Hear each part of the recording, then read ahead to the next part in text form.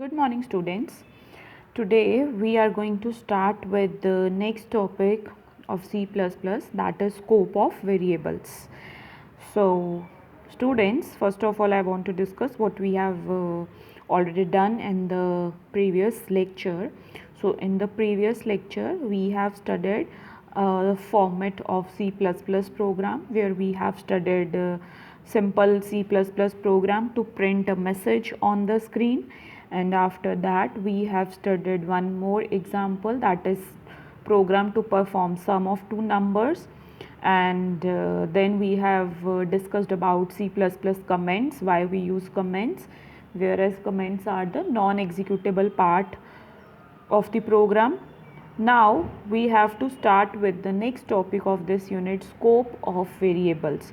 So students, earlier we have studied about what is variable and why we use variable. So look at this example. So for example, in this variable we have used three variables a, b, c, whose data type is integer. So and I have already explained you that why we use variable. We use variable to store the value, and whenever we have to use a variable in a program, we have to declare that variable. We can also initialize a variable. Now the next question is, what are the places and what is the region provided to us where we can use variable. So all this comes under scope of variable. So in today's lecture we have to study scope of variable. So what is the scope of variable? What are the places that where we can declare a variable? So we have to study that thing in this lecture.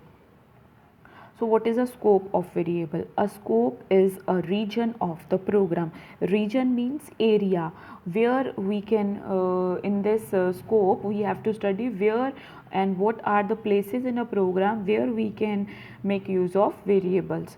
So students, there are two methods available by using which we can declare variables in a program. So these two methods are local variable and global variable. Now we have to start with the local variable. What is local variable? When we declare a function inside a function, then this is known as local variable. Local as in when we declare a variable inside a function, that is inside the main function, then it is local variable. But when we declare a function outside the main function, then that type of variables are known as global variables. So as the name is local, when we declare any variable inside the function, then their scope becomes local. That is, we can use it only inside that function. We cannot access it outside the function. So similarly, let's talk about global variable. When we declare a variable as a global and when we declared variable outside the main function, then their scope becomes global. Scope as in global means we can access that variable inside the function, and we can also access that variable outside that function. So this is the advantage of global variable, that we can access it throughout the outside the or through the main function or throughout the outside of the main function. So that is local variable and global variable. Now next is local variables. How we have to declare local variables in a program and where we use it. Now I have taken an example to explain you in detail that what is local variable. So this is a program to perform addition of two numbers, and we have to print the value of third variable. So look at this program. Hash include iostream.h int main. You can also make use of void main. Void is a data type, whereas integer is also a data type to store integer values. Now start with the curly bracket. Now I have declared the variables inside the main function, that is integer a integer b, and integer c. So in this program I have declared three variables inside the main function. So the scope of the variable here is local. Now in the next line we are initializing the value of a and b. Initialization means we are assigning the value to a and b. So that is the initialization. Now we have to perform sum of two numbers, that is a plus b, and we want to transfer the result into third variable, that is c variable, and we want to print the value of the c. Now what will be the output? We will get output as in 30. I have also written on the right hand side that what will be the output. You will get the output as 30, because the value of a is 10, the value of b is 20, 10 plus 20 is 30, so you will get the output as 30. So this is what local variable. So I hope it is clear to you what is local variable. When we declared a variable inside a function, then their scope becomes local and we can access it only inside the main function. And or there is one more thing, we can access it inside the function where we have declared it. Next is global variable. Now what is global variable? Look at the example. I've already told you that global variable is when we declare a function outside the main function and their scope becomes global. So look at the example, hash include iostream.h. Now in the second line we have declared a variable integer g. So this is a variable that we have to make use in a program, but here we are declaring it. So this is, we are declaring the variable outside the main function, that's why the scope of this variable is global. Now next line is integer main. So see, we have declared the variable outside the main function. Now integer main, this is the start of the main function. Start with the curly bracket. Inside the curly bracket we have two variables, integer a and integer b.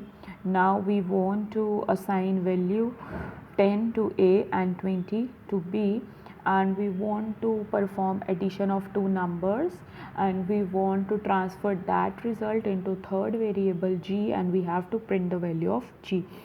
So the expression is g is equals to a plus b. So this will transfer the value of a plus b into g and it will print the value of the g.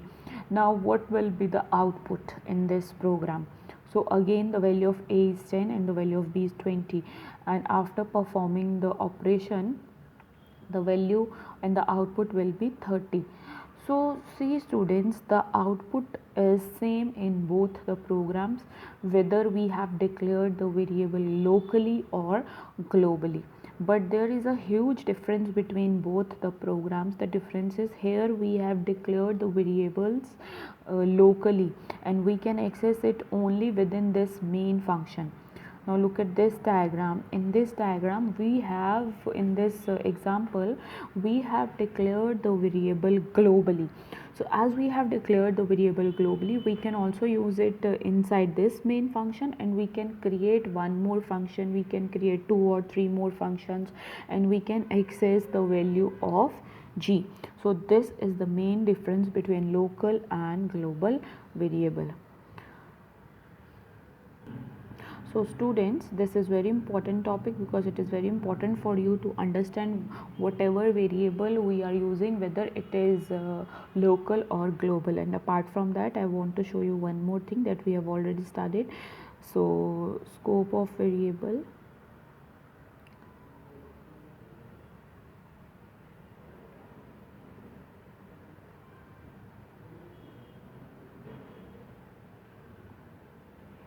Look at this slide, C++ variables. In the second third lecture of C++, we have studied C++ variables, where we have studied what is variable. Variable is a value, it can be anything which is used to hold the value.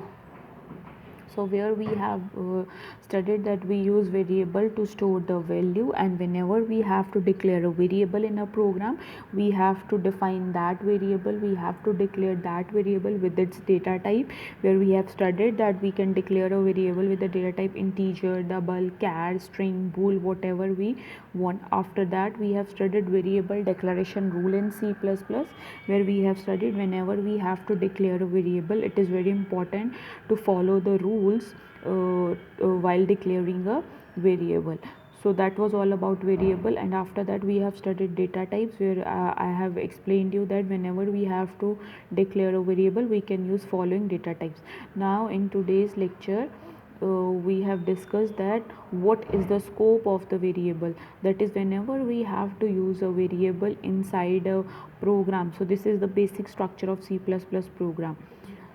So whenever we have to make use of a variable inside or outside the main function, what are the rules that we have to follow while declaring a variable? So in this topic we have studied that part. So next is special operators. Some special operators are also available, and by using these special operators we can perform special types of functions. So earlier students, so we have discussed different types of C++ operators, where we have studied arithmetic operators, relational operators, logical operators, assignment operators. So apart from that, some other operators are also available in C++, and we call these operators as special operators. Now why we call it as special operators? Because we most often we don't make use of these operators, but we make use of these operators in some special cases and when we require it. Now we have to start with this special. The very first special operator is scope resolution operator. Now what is scope resolution operator? Scope resolution operator, the symbol that we use while writing a scope resolution operator is double colon. Look at the first line. This is the symbol of a scope resolution operator. Now why we use scope resolution operator? The scope resolution operator is used for several reasons. For example, if the global variable name is same as the local variable name, the scope resolution operator will be used to call the global variable. Now I want to this scope resolution operator is based on this topic, so that's why I have explained the scope resolution operator after these topics, local variable and global variable. So students, I have already explained you what is local variable, when we declare a variable inside a main function, and global is when we declare a function or when we declare a variable outside the main function. Now let's suppose that we have a condition where we have to declare a variable as local as well as global. Now what we can do in that case? And sometimes there must be a condition that we have assigned a same name to the local variable as well as to the global variable. So when we call a variable or when we have to access the value of a variable, it creates a chaos, and sometimes it confuses the compiler that what variable compiler has to call and what is the value that compiler has to access. So the solution to this problem is scope resolution operator. So whenever we have to access global, so if the variables have same name as local variable and global variable, and if we have to access global variable, we can make use of scope resolution operator to access the global variable. So that's why in the example I have written I hope now it is clear to you that if the global variable name is same as the local variable name, then the scope resolution operator will be used to call the global variable. So in that case, if we are using scope resolution operator, it means we are calling global variable.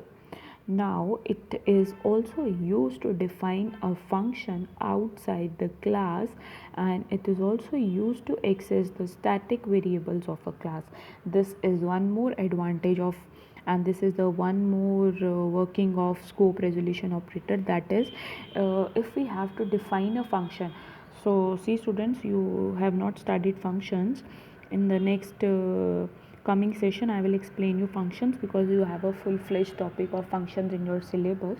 So when we have to define a function outside the class, we want to define a function outside the class, then we have privilege that we can make use of scope resolution operator to declare or to define a function outside the class.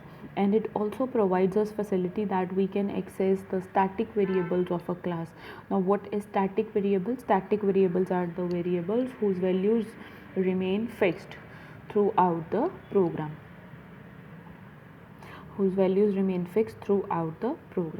Now let's move to next category of operator, that is size of operator. This is again another operator. As we have studied arithmetic, relational, logical operator, similarly we have one more category of operator, that is size of operator. What is size of operator? This is also a kind of special operator, because most often we do not use this operator. So as the name of this operator is size of operator, this operator is used to measure the size of variables and to return the values of size of variables. So the definition of this operator is: size of operator is the most common operator in C++ language. This is a compile time unary operator. So this is a unary operator. Unary operator means when the unary operator is when the operator works on a single operand, and it is used to compute the size of its operand, and it returns the size of a variable. So that is size of operator. Now let's move to next topic of this unit, type conversion in C++. Now what is type conversion in C++, and why we require and why we use type conversion? So see students, there are chances that when we generate output and when we give input, sometimes there are or there is a lot of difference between the input and output, and sometimes if we are not getting desired output, so how we can change the values and how we can convert the one type of data into another type of data, that all comes under type conversion. So what is type conversion? C++ allows us to convert data of one type to the another type.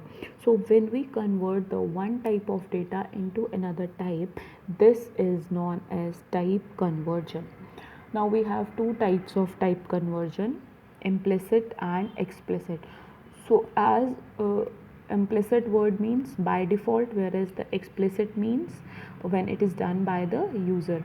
So explicitly means from outside the world, and implicit means from inside. So we have two categories how we can convert the data or data type of one type of variable into data type of another type. So we have two methods, implicit type conversion and explicit type conversion. So let's start with implicit type conversion. So what is implicit type conversion? Implicit type conversion is also known as automatic type conversion. So as I have already told you, automatic, why it is called as automatic? Because implicit is done by default. So that's why the name given to implicit is automatic type conversion. It is done by the compiler on its own without any external trigger from the user. So compiler is responsible to perform the implicit type conversion, and we do not require any external trigger, that is we do not require any external interference of the user from outside the world. So that's why I have told you implicit means when everything is done by default. So why and when implicit conversion takes place, and what is the use of implicit type conversion? It generally takes place when in an expression more than one data type is present. So for example, we have an expression and there are different types of variables with different data types, so it becomes very difficult to get the answer in a single data type, and how we can deal with such type of expressions. So what we can do is we can perform type conversion on that and implicit is the very simple way to perform type conversion on the variables. So it generally takes place when the expression has more than one data type, and in such the conditions type conversion take place to avoid the loss of data. Now let's start with this next type conversion, that is explicit type conversion. What is explicit type conversion? This process is also called as typecasting. Now students, there is a one more term, that what is typecasting and why we do typecasting and why we require typecasting.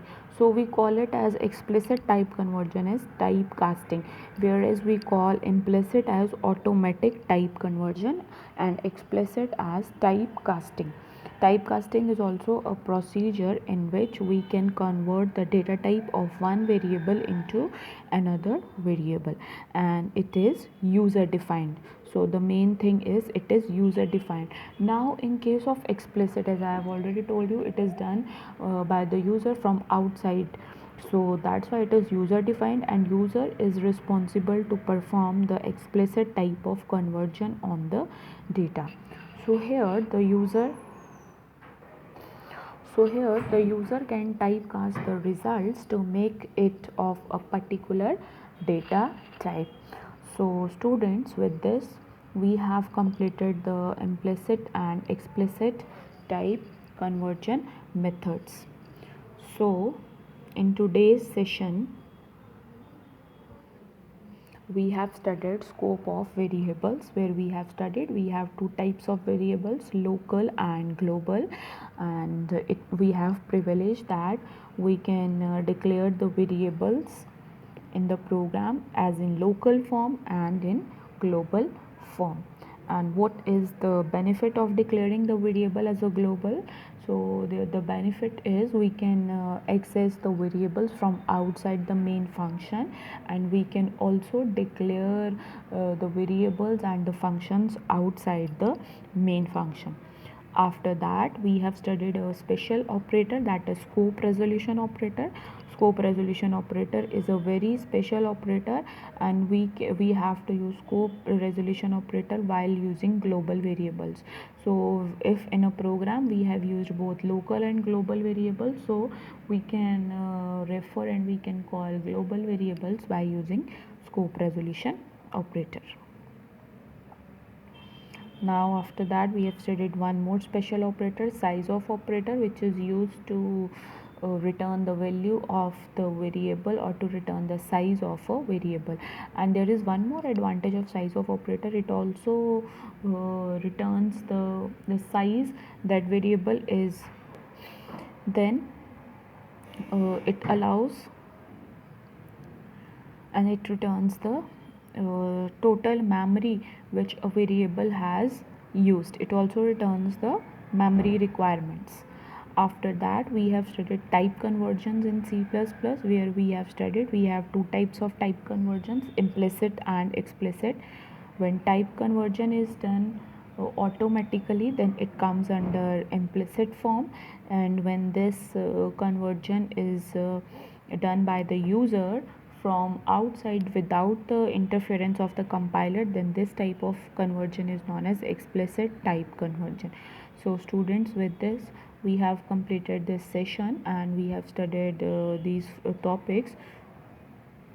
Tomorrow we will start with the next topic. So that's all for today.